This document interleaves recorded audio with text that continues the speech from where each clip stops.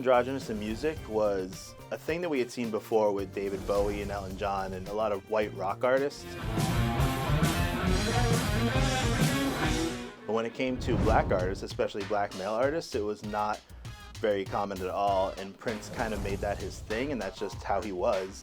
He was the first artist that made you feel okay with playing around with the masculine, feminine thing. We see it today all the time. Men, these skinny jeans, they didn't just come from nowhere. Prince was wearing skinny jeans before there was a skinny jean. Right now I'm in an oversized coochie sweater that really supposed to be men's attire. In terms of fashion and seeing it in music that way, he made that okay. Prince performed with the bikini briefs, thigh-high boots, and a trench coat.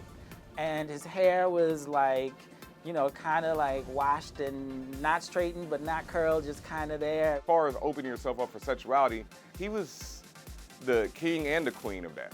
Look at his sophomore album, Prince just shows up with the ill perm, no shirt. Nobody could really explain what Prince was really doing. I love Prince's style. Prince would do a lot of high-collared blouse with the ruffled front. Prince always pushed the envelope with every look.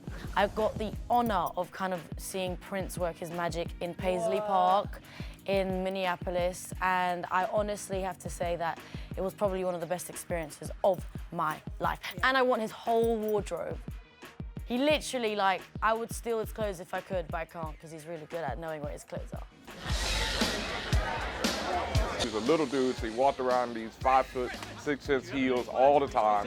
Everything ultra tight, you know, the assless pants at one point. You know, my man had like assless pants, which I think about, that's some of the wildest shit ever. I would never do that. To me, it spoke to his drive and his urge to be free. Before Prince, the only person we'd seen who even had a shimmer of being more feminine was what, Little Richard? And that was a whole generation or two beforehand. Prince pushed the boundaries on what people expected men to wear. You wouldn't find a lot of men wanting to wear all of this. It was in the context of Prince, it was acceptable. In the context of stage, when you're not Prince, it was not. Like, I grew up, you know, as a Southern Baptist, you know, in Houston, Texas. So I grew up, you know, definitely having certain views about things, about sexuality, everything. And Prince changed my life. Like, that's just the end of the story. At the same time that he's talking all these things about sex, Prince will always talk about God, you know, and how it relates to God, and like how we all come from God, and how we are all just souls and energy, and not what's on the outside that we're always looking at so much. So Prince just made me open my eyes and made me realize certain prejudices that I held that I just had to let go of and realize, like, who cares, you know? I think it was a way of challenging this ideal of you have to be super duper hard and angry and all the time. It's like, no, I'm chilling over here with my heels on and my 3 girlfriends. There were always questions around his sexuality, around him looking androgynous, and he never cared. In fact, he took it to the next level. We have artists that are doing that right now. We have men that are faces of women's brands now. And these are really cool dudes. Pharrell with Chanel, we have Jaden Smith with the face of Louis Vuitton, Dior, A$AP Rocky. And these are mainly women's brands. And they're using men to promote them.